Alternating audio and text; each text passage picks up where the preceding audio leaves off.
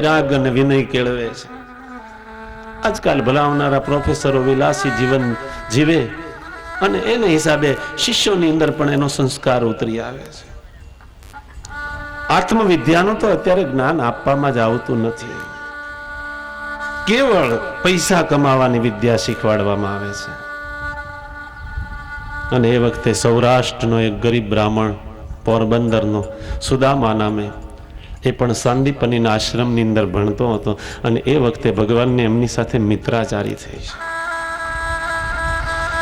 શાસ્ત્ર જીવનને માટે છે, ઈશ્વરને માટે નહીં. અરે જીવ માટે પણ નથી, મનુષ્ય માટે છે. શાસ્ત્ર પશુ કે દેવ માટે નથી. શાસ્ત્ર કેવળ મનુષ્યને માટે છે. શાસ્ત્ર કેવળ જીવનને માટે છે. ભગવાન આદર્શ બતાવે કે પોતે ઈશ્વર હોવા છતાંય ગુરુજીની સેવા કરે છે. પિતા પુત્રનો વંશ જેને બિંદુ વંશ કહેવામાં આવે અને ગુરુ શિષ્યના વંશને નાદ વંશ કહેવામાં આવે છે. નાદ વંશ બિંદુ વંશ કરતા શ્રેષ્ઠ માનવામાં આવે. ભગવાનનો વિદ્યા અભ્યાસ પૂરો થયો, ગુરુને ગુરુ દક્ષિણા માગવા માટે કહે છે. સાંદીપની કંઈ માગતા નથી. સાંદીપની કહેવા લાગ્યા કે શિપ્રાને તીરે મારો આશ્રમ, શિપ્રા નદી મને પૂરેપૂરું જળ આપે છે ને એને કાંઠે ઉગેલા વૃક્ષો મને ફળ આપે. મારે શું જોઈએ? જળ અને ફળની અંદર જેને સંતોષ છે ને એ ગુરુ થવાને લાયક છે. નદી જળ આપે છે, વૃક્ષો મને ફળ આપે, મને બીજું શું જોઈએ? જળ ફળથી જેને સંતોષ છે એ જ ગુરુ થવાને લાયક છે. બ્રાહ્મણનું જીવન વિલાસ ભોગવવા માટે નથી. બ્રાહ્મણનું જીવન છે વિદ્યા અભ્યાસ ભણાવવા માટે. પ્રભુ એમ કહેવા લાગ્યા, તમને જરૂર નથી બાપજી, પણ ગુરુ દક્ષિણા આપ્યા વગર મારી વિદ્યાનું સાફલ્ય હું નથી જોતો. તમારે કંઈક લેવું તો પડશે. અને એ વખતે સાંદીપની એમ કહેવા લાગ્યા, જો એમ જ હોય તારે મને કંઈ આપવું જ હોય તો એક વાત આપ. શું? મને એક વચન આપ. શું? કે ગમે ત્યારે કોઈ લાયક ચેલો મળે ને ત્યારે મેરી શીખવેલી વિદ્યા એને આપીને તું મારો વિદ્યાનો વંશ વધારજે. બસ જ્ઞાન દાન આપી દેજે. મારું શીખવાડેલું જ્ઞાન છે ને બીજાને આપજે. કોઈ લાયક ચેલો મળે ત્યારે કોઈ પણ પ્રકારની અપેક્ષા વગર મારું શીખવાડેલું જ્ઞાન તો એને આપી દેજે. મારી વિદ્યાનો વંશ વધારજે. બસ આ મારી દક્ષિણા છે. સાંદીપનીએ આ પ્રમાણે વચન માંગ્યું અને કૃષ્ણ વચન પાડ્યું છે. ક્યાંય વાંચવામાં નથી આવ્યું કે ભગવાને અર્જુનને કાંઈ પણ આપ્યું હોય એમ. પ્રભુએ અર્જુનની તો સેવા કરી પણ અર્જુનના ઘોડા સુદ્ધાની સેવા કરી. મહાભારત તમે વાંચો, મહાભારતની અંદર વર્ણન આવે કે થાકેલો પાકેલો અર્જુન જ્યારે સૂઈ જાય ને પછી ભગવાન ઊભા થાય. કારણ કે અર્જુન જાગતો એને ઊભા થાય ને તો અર્જુન પાછળ આવે એવો હતો. પણ અર્જુન જ્યારે ઘસઘસાટ ઊંઘવા લાગે ત્યારે અર્જુનને એકલા મૂકી અને પછી ભગવાન તંબુની અંદર જાય જ્યાં રથના ઘોડાઓ બાંધેલા હોય, એમને ક્યાંય ભાલા વાગ્યા હોય, બરછી વાગેલી હોય, તીર ખૂંચેલા હોય એ કાઢે, એને મલમપટ્ટા કરે, એને પાટા બાંધે.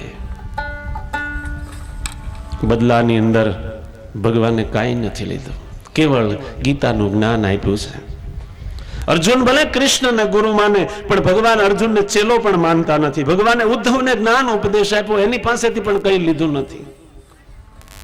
ગુરુ નિરપેક્ષ હોય, શિષ્ય નિષ્કામ હોય તો આજે પણ દ્વાપર યુગને આવતા વાર લાગે એવું નથી.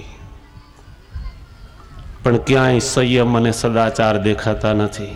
જ્યારથી સંસ્કારનો લોપ થવા લાગ્યો ત્યારથી પ્રજા ધાર્મિક અને પાપી પેદા થવા લાગી છે. ભગવાનના આવ્યા ગુરુ પત્નીની પાસે, માં તમારે કઈ અપેક્ષા હોય ને તો મને કહો ને. એ વખતે ગુરુ પત્ની એમ કહેવા લાગ્યા કે બેટા, અમે જ્યારે પ્રભાસની યાત્રાએ ગયા હતા ને એ દરિયાની અંદર મારો દીકરો ખોવાઈ ગયો છે. જો શક્ય હોય તો મને લાવો આપો. અને એ વખતે ભગવાન ત્યાંથી ઉપડ્યા છે, પ્રભાસ ક્ષેત્રની અંદર આવ્યા.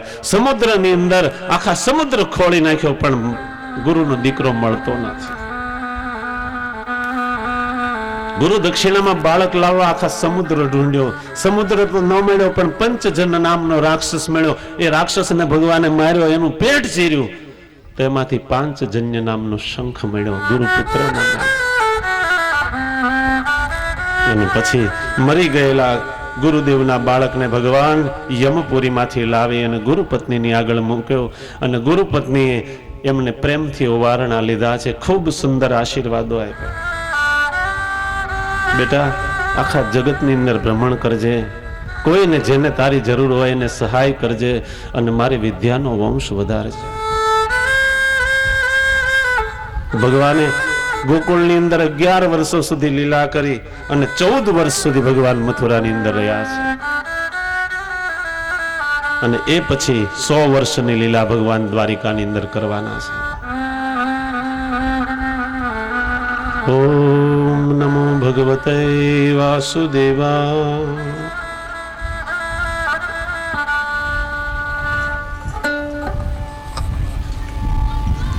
ઉદ્ધવ મથુરાની અંદર ભગવાનના અંતરંગ સખા બન્યા છે. ભગવાન રાજમહેલની અંદર રહેવા લાગ્યા છે, પણ રાજમહેલની જ્યારે કાર્ય છોડીને પોતાના મહેલે આવે ને ત્યારે એમને પોતાનું ગોકુળ યાદ આવે.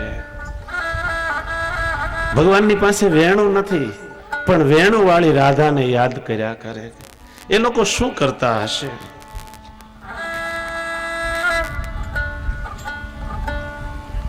ગોપીઓ પણ પરમાત્માને યાદ કરી કરીને બસ પરમાત્માની યાદમાં રડ્યા કરે.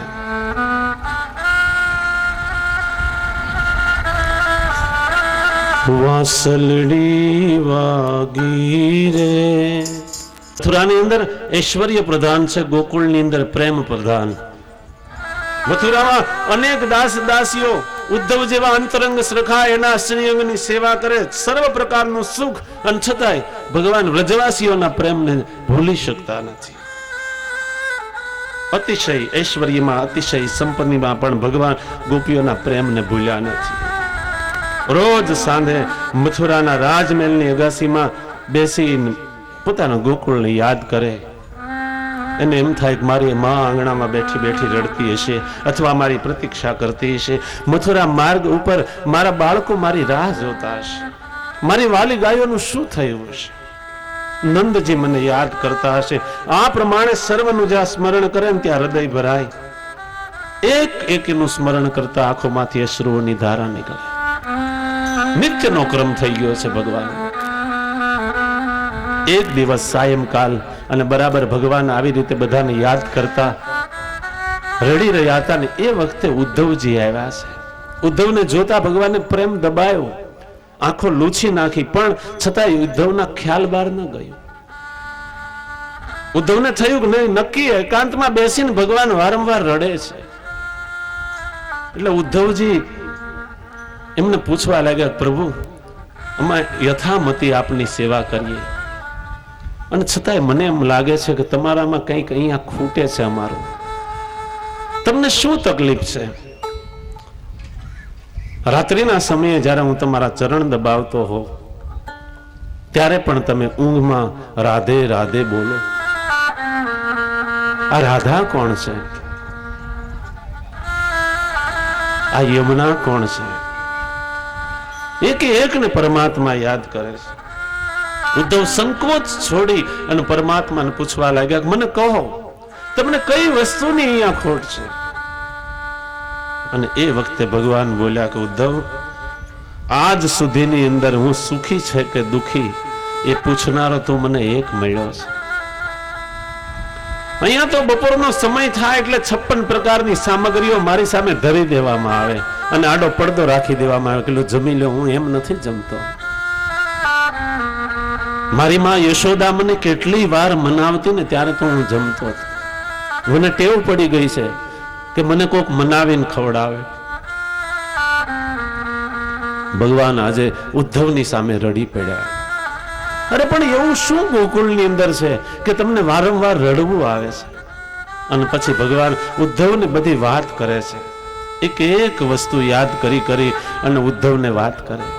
ઉદ્ધવ, તું એક કામ કરશું, પ્રેમ અનન્ય હોય, તું જા અને જઈ અને ગોપીઓને એવો ઉપદેશ આપને કે એ મને ભૂલી જાય. અને જો એ મને ભૂલી જશે ને તો મને ભૂલતા વાર નહીં લાગે. તું જા.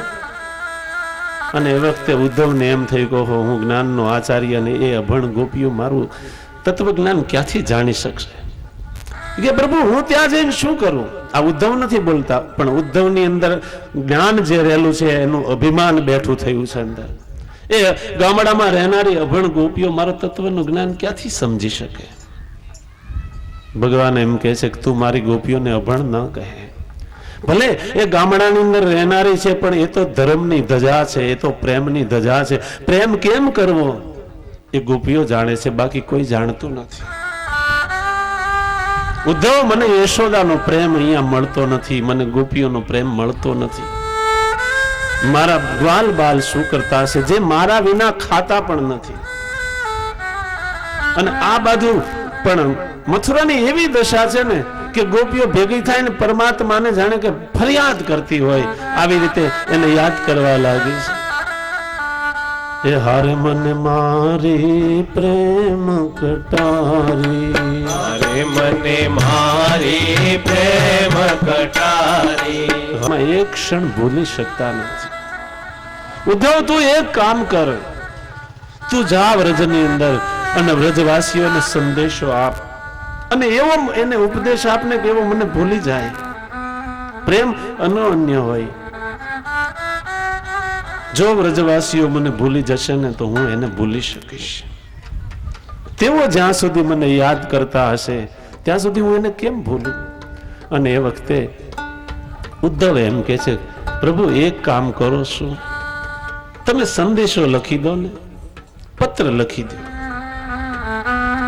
ભક્તિ વિનાનું જ્ઞાન જ્યાં હોય ને ત્યાં વધારે બોલવાની ટેવ પડે છે.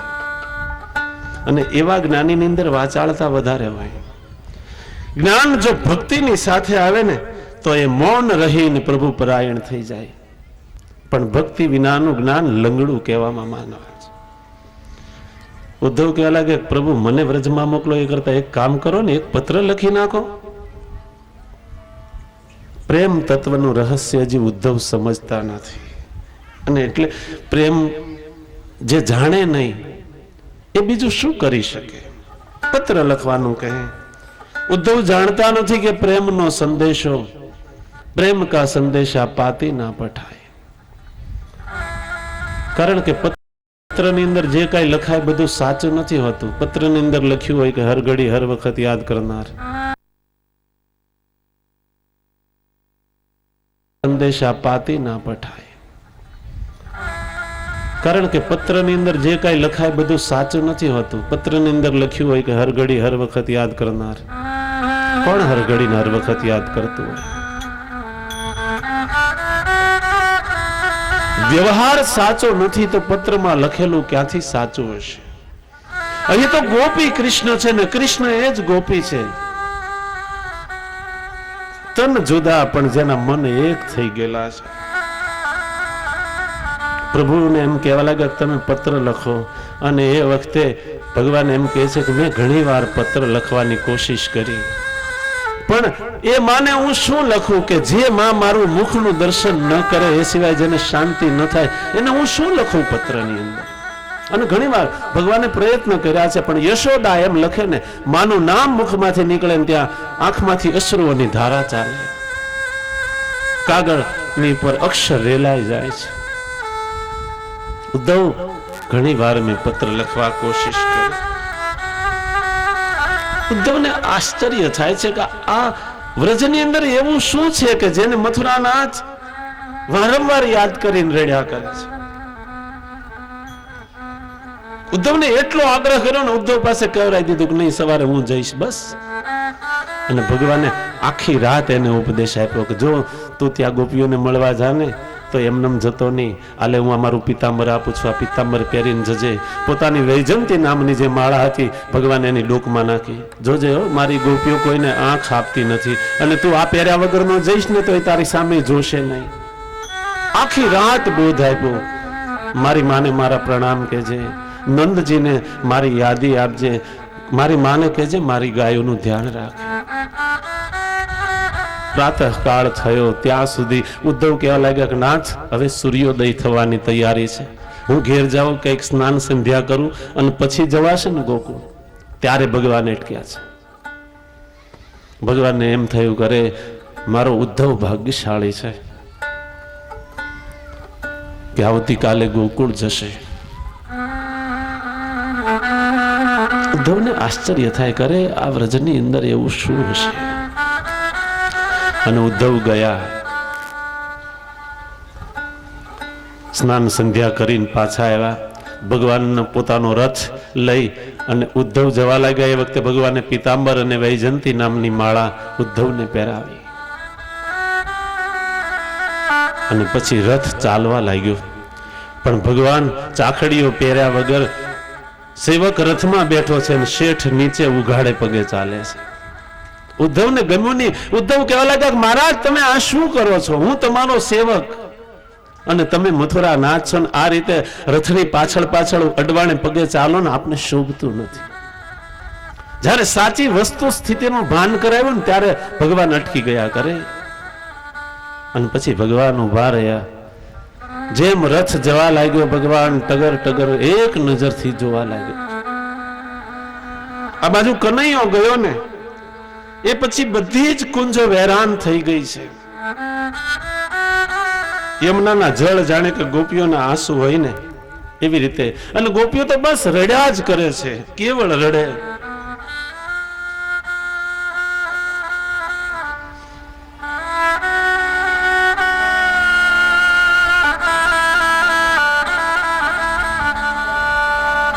તે દગો મોને દીધો નથી આખા વ્રજની અંદર. અને એક સિવાયનું આખું વ્રત જાણે કે યમુના પણ કાળી કાળી થઈ ગઈ છે, નિસ્તેજ બની ગઈ છે. જાણે કે યમુના નહીં પણ એ ગોપીઓના અને યશોદામાના આંસુ વહી રહ્યા છે. એક સખીના શબ્દમાં જોઈએ ને, बिनु गोपाल बेरिन भई कुंजे नंद नहीं